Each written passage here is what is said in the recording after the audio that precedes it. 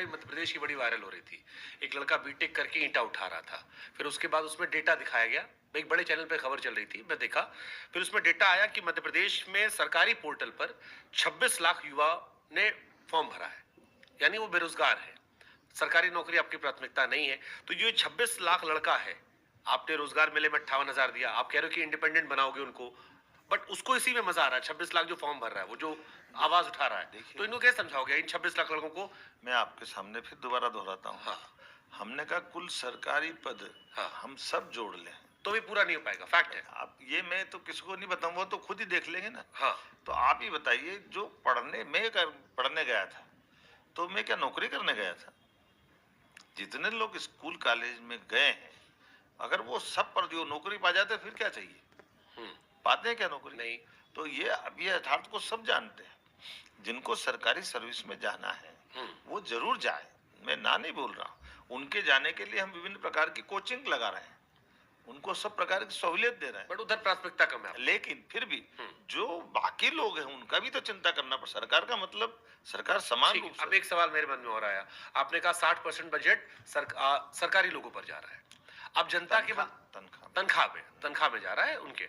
अब जनता के मन में एक सवाल आता है कि भाई आपने हमारा तो काट दिया, विधायक जी को पेंशन मिलती रहती है, अब काटना है तो नेता आप हो, आप भी अपने लोग कटवाओ ताकि बराबर चले मामला। आपकी जानकारी के लिए, हमारी सरकार बनने के बाद एज ए मुख्यमंत्री, माफ करना, हमारे यहाँ कांग्रेस के शासनकाल से मैं अलग से कोई व्यापार व्यवसाय करता हूँ, उसका इनकम टैक्स भी सरकारी भरती थी। मंत्री विधायक बनने के बाद मैंने कहा ये नहीं चलेगा। हम अपना व्यवसाय करते थे तब भी हम टैक्स भरते थे। आज हम मुख्यमंत्री होगा, मंत्री होगा, तब भी हम क्यों अपना नहीं भरेंगे? और मुझे इस बात की प्रसन्नता, हमने भी अपना बंद किया, हमारे विधानसभा अध्यक्ष जी ने भी बंद किया, हमारे नेता प्रतिपक्ष ने भी बंद किया।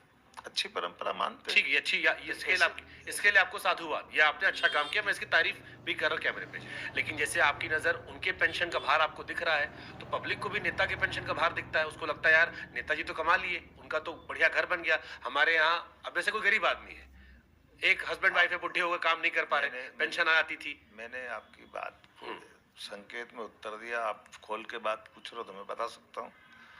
भविष्य में मतलब आपकी योजनाएं हैं? नहीं बोला कि इसीलिए मैं कह रहा हूँ कि जो आपने मेरे से प्रश्न किया मैंने आपको उत्तर दिया कि जो जो नहीं जमता जा रहा करते जा रहे हैं। हमारे समय में इन सारी बातों के लिए ये अतीत की चली व्यवस्था है, हम धीरे धीरे उन सब बातों पे समाधान ढूंढेंगे जिसपे आप प्रश्न कर रहे हैं। बढ़िया, अगर ये है तो फिर आपको मुझे लगता है कि लोग पसंद करेंगे आपके लिए।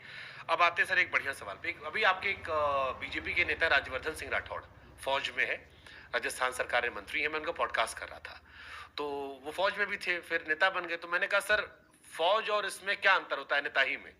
तो उन्होंने कहा फौज में जो साथी खड़ा होता है पीछे जब लोग लड़ने आते हैं, तो भरोसा होता है कि वो बचा लेगा या आगे वाले देख के वर्क कर लेते हैं।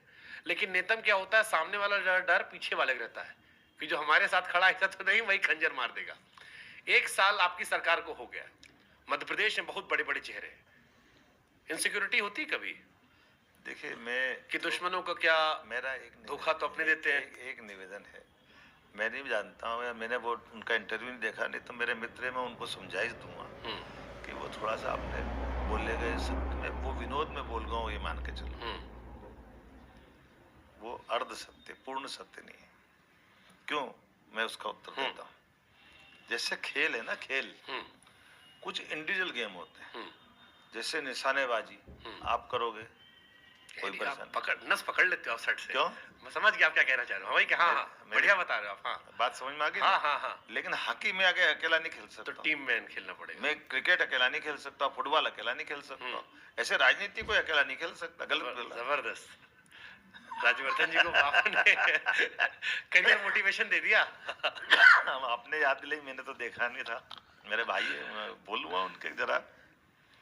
टीम में टुगेदर इज अचीव मोर, साथ मिलके ज्यादा हासिल करेंगे। माननीय प्रधानमंत्री जी मंत्रिमंडल बना करके,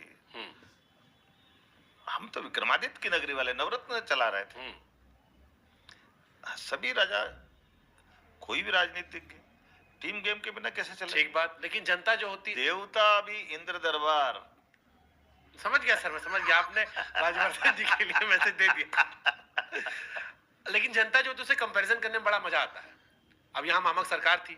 अरे जनता बहुत जोरदार है भाई साहब, जनता का तो मैं शुरू से कायल हूँ।